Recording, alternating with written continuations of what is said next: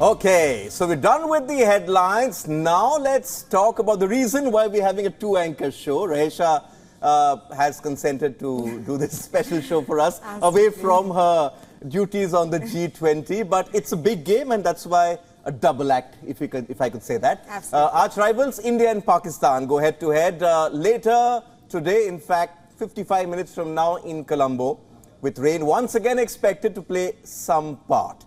The two teams split points in the group stage last Saturday after rain saw the match at Kandy abandoned after just innings. Now you know why I had that umbrella. Absolutely, Diggy. Now, but that innings was pretty good for the Pakistan team, with the pace attack accounting for all 10 Indian wickets. Shaheen Shah Afridi, Haris Rauf and Naseem Shah reduced India to 66 for 4, with captain Rohit Sharma, Shubman Gill, Virat Kohli and Shreyas Iyer falling cheaply out there. Well, India were bailed out by twin 80s from Ishan Kishan and Hardik Pandya, but the final total of 266 did not look particularly too convincing here, isn't it, Diggy? Yes, India haven't played since thrashing Nepal by 10 wickets on Monday, and they could use the opportunity to play batter wicketkeeper, if I could call him that, KL Rahul, who needs game time. Pace spearhead Jasprit Bumrah hasn't bowled in an ODI since July last year.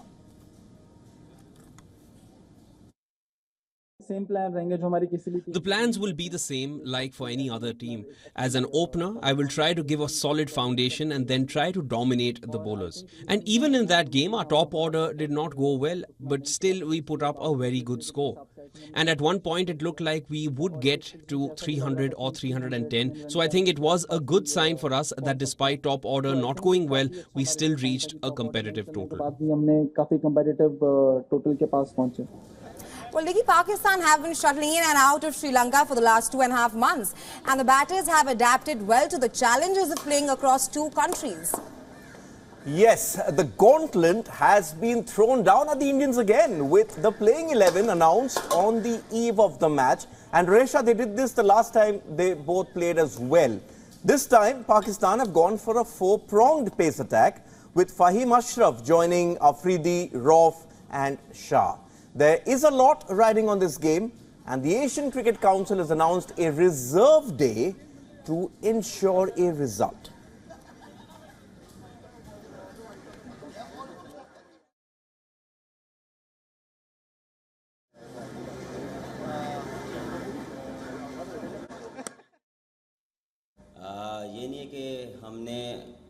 Every player is confident and no player is in any doubt about whether he will play or not. We have gone past those days and those things. We look towards how to win matches, how to win tournaments and how to stay united and how to get the win for the team. That matters to me.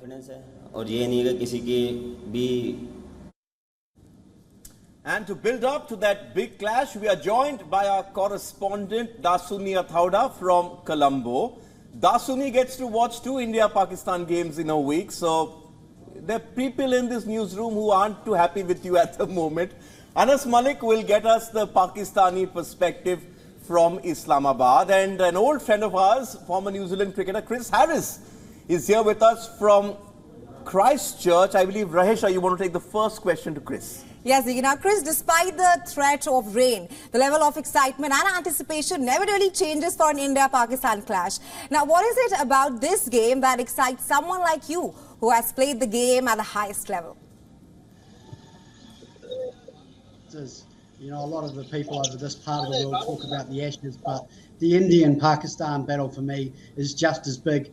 We saw a wonderful half contest, if you like, in the previous game where I talked about leading up to that game how exciting it was going to be watching the Pakistan pace attack take on the Indian top order. And in that first game, obviously the Pakistan bowlers came out on top. But a wonderful recovery from Pandya and Kishan to take India through to a total that I thought was going to be defendable and going to end up being a great game. So unfortunately we lost rain. So very much like this contest, again looking forward to seeing the Pakistan top order bowling to the Indian top order, and also looking to see Bumrah and the Indian attack as well, to see what they're capable of, because they haven't had much of an opportunity in recent times. I believe this wicket in Colombo is perhaps a little bit slower, so a wee bit surprised to see Pakistan take a four-pace prong attack. But again, we're all hoping, desperately hoping and praying that that rain stays away, because it's such a contest that we're all very much looking forward to. So much at stake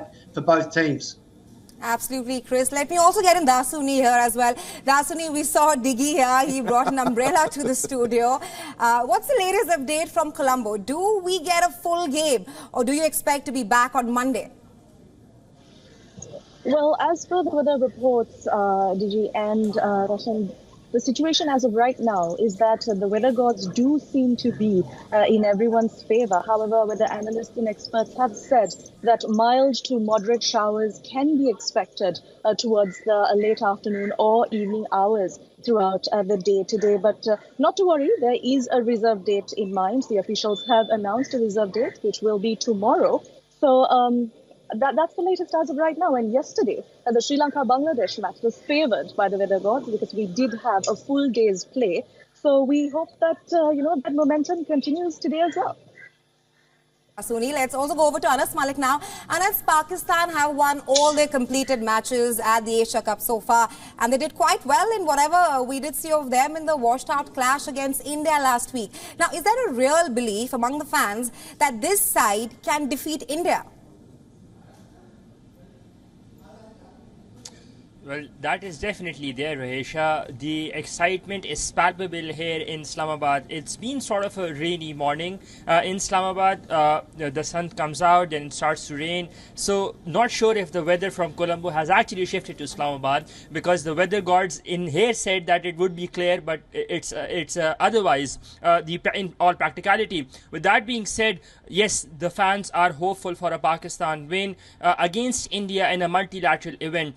If you go head to head, Pakistan has won about 73 ODIs, India has won 55, and 5 of them had been in a draw. But we're talking about a multilateral event, and broadly speaking, Pakistan's the luck has not been on Pakistan's side. But this time they're going with 4 pacers, as Digvijay mentioned. Fahim Ashraf is more of a surprise addition, but again, it was much being talked about last time. They're just going in with a proper spinner, that is Shadab Khan. And to support him would be Salman Ali Agha, who is more of an all-rounder. He bowls as well. Iftikhar also bowls. But broadly, Pakistan is going in with 4 pacers. They've announced the team much prior to the match itself, so that shows and boasts confidence in what Babar Azam and his team management believes, that they're really to take on and ready to take on the Indian side, and really hope for a Pakistan win.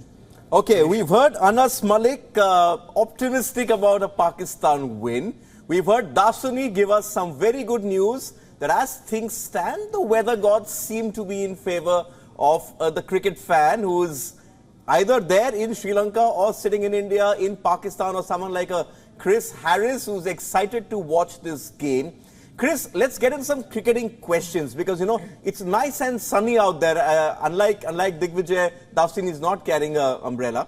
So I'm going to put you on the match straight away. The last time we spoke, which is about a week ago, you put Pakistan slightly ahead.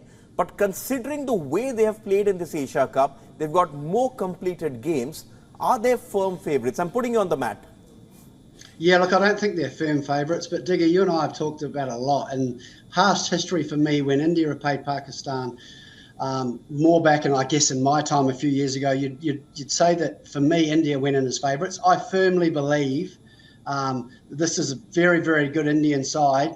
But I think this Pakistan side has gone forward in leaps and bounds, and this is one of the best Pakistan sides I've seen in recent times. So I think it's very, very even. And we saw how potent their pace attack is at the top of the order.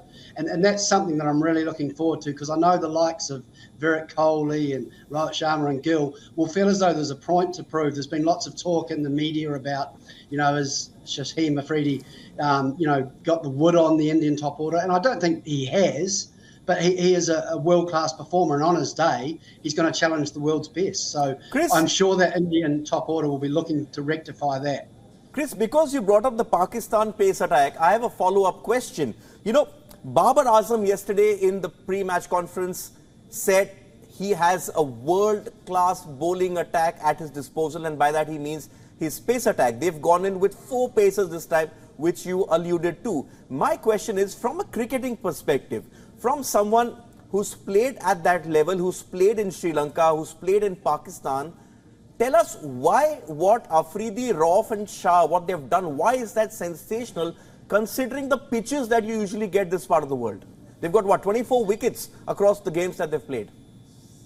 Because they're all world-class bowlers. We've seen Shaheem Afridi has wonderful variation, but his ability to swing the ball back into the right-hander and away from the left-hander, nice and full with control and at good pace. So anyone that swings the ball at around 140 kilometres an hour and has got good control is always going to test the world's best. And you've got Harris Ralph, even quicker, 145 plus, has wonderful variations, can swing the new ball as well. And then Nazim Shah, for me, is one of the bowlers a little bit more orthodox, who hits a wonderful line and length, just back of a length, looking at the top of off stump, seams it and swings it a little bit as well. So all of those 3 bowlers that I've mentioned in their own right, on their day, are world class. And so when you put them all together, that's why it's such a potent pace attack, because they've literally got world class bowlers all bowling together. And then you've got one sitting on the sidelines as Wasim Jr., who was a very, very good backup bowler as well. So it is a wonderful seam attack. And as they've shown throughout this Asian Cup, they're in wonderful form as well. So when you've got 3 fast bowlers all bowling for the same team and all in good form, it makes it very, very tough for any team at the top of the order. Right, Chris. Let's also bring Anas Malik into the discussion. Anas, very rare to have rather former Pakistani cricketers agreeing on something. But is there consensus now among the fans that this bowling attack can win you the World Cup actually? There is hope, there is belief.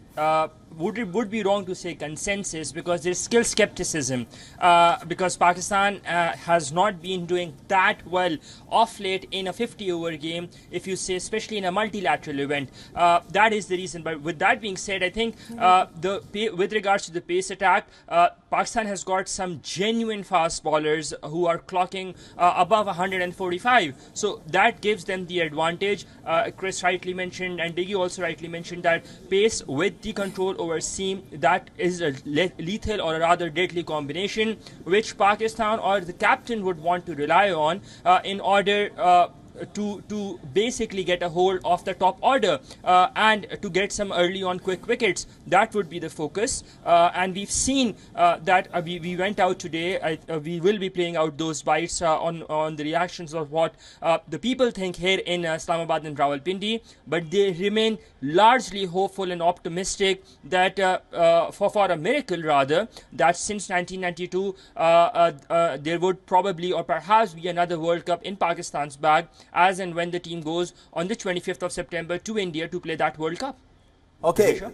World Cup in India, I hope you're coming here. I did ask you, Anas said you should be coming here, but even Dasuni is interested in coming here, so let's get her in because she's given us a bit of good news about the weather. So Dasuni, the other thing what they've done is the organizers, the Asian Cricket Council and the Pakistan Cricket Board, who are also the hosts, plus the broadcasters, they've actually changed the playing conditions. And we're going to have, as you mentioned, a reserve day for this match in case it gets rained out sometime at later this evening. Not everyone is too happy. The other 2 teams not very happy about that. So what's the buzz there in Sri Lanka about this? Is it sort of creating a class hierarchy that the India-Pakistan game draws in the money, so that gets a reserve game, the other games don't matter?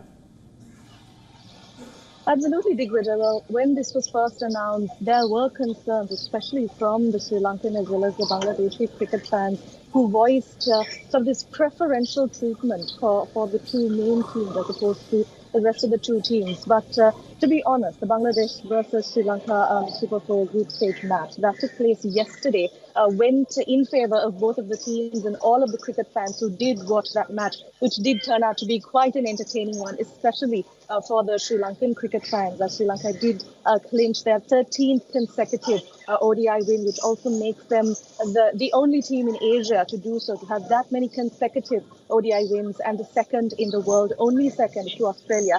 So had yesterday been spoiled by rain, of course, this sort of concern and the criticism towards only India and Pakistan having a result date would have been a lot higher, Digvijay. But since a full day's game was played yesterday, that criticism sort of is in the back foot as of right now. But nevertheless, yes, there have been criticisms for only these three teams being given a result date.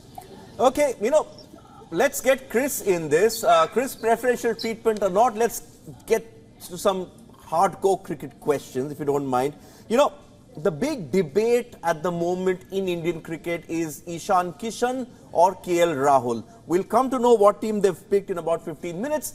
But what I want to know is, do India prioritize this match, this tournament, because KL Rahul hasn't played for a while and he's essential for them going into a World Cup? Or do India go with someone like an Ishan Kishan who delivered in a pressure situation and who gives them that flexibility of a sort of a left-hander coming in at number 5? Diggy, I'm so pleased you asked me, because it's the burning question that's on everyone's lips. And for me, it's not a burning question. It's a very simple question and a very simple answer. They both need to play. So for me, KL Rahul has to come in because he's such a big player. They want to get him right for the World Cup. And you just can't afford not for Kishan to miss out the form he's been in. I think he's got 4 back-to-back 50s. He helped get India out of trouble in the last game with Hardik Pandya. For me, I have KL Rahul at 4 and I've Kishan at 5. And I think they both need to play. That may put a little bit more pressure on the bowlers, but I think there's enough all-rounders in the Indian setup that they can cover that. So I think it's an easy answer. They both need to play. That's an easy answer for you. So obviously India will have to tweak their combinations. I've got one more difficult question for you, if I could slip it in. It's my dusra, Chris. How important is it for Jasprit Bumrah to bowl his full quota of 10 overs? And do India factor that in, suppose they win the toss? Set up for me, he doesn't have to bowl his 10 overs. Obviously, we'd love him to, because he's such a weapon. He's so good at the start and in those middle overs, and particularly at the death. He's one of the best bowlers in world cricket at the moment. But he hasn't played, Chris. He hasn't played an ODI since July last year. That's why I'm asking you that question. That's what I was going to say. So for me, it's not if he can bowl his 10 overs, that's wonderful. But for me, if I'm in the Indian setup or part of the management team, I just want him to get through maybe 6, possibly 8, maybe 2 spells of 3 or 4 overs, just to make sure that he's match fit, that he feels right, and ease him back into it. So I'm not too concerned about him bowling 10, but I just want to make sure that he can get through at least 6 or 8. Okay, Chris, one final question before I throw this back to Rahesha. Lots of chatter, especially after the last game. Should India have won the toss and batted? Very quickly, if you are either of Babar Azam or Rohit Sharma, what do you do? Rain's sort of forecast, the umbrellas are out there. It's sunny at the moment, but you never know how this match could change because of the weather. What do you do if you win the toss? If I'm Rohit Sharma, I want to bat first, because I want to make a statement. They want to show that, yeah, we didn't get it right in the last game with the top order, but we want to go up against you first up. And I think that's a really positive move if Rohit Sharma wins the toss and bats first. I think Babar Azam, on the other hand, will win the toss and bowl first for the same reason. But I'd love for Rohit Sharma or the Indian captain to make the statement to win the toss and to bat first and throw caution to the wind. I think that would send a really strong statement to Pakistan. Right, absolutely. Thank you so much, Chris, for joining us and WION sharing insights with us. I would also like to thank Anas Malik and Dasuni for joining us on WION and sharing insights on that very anticipated match. Okay, with that, it's a wrap from us here on this very special Sunday blockbuster. And as things go, in about 5 minutes, we'll have the toss from that big India-Pakistan game in Colombo. Dasuni Athoda telling us that the sun is out at the moment, and if you want further analysis, then head over to WION's YouTube and Facebook channels, because we will be giving you a blow-by-blow account of the toss and the combinations after that. For the moment, from Rahisha Sehgal and me, this special show comes to an end. Goodbye. See you later.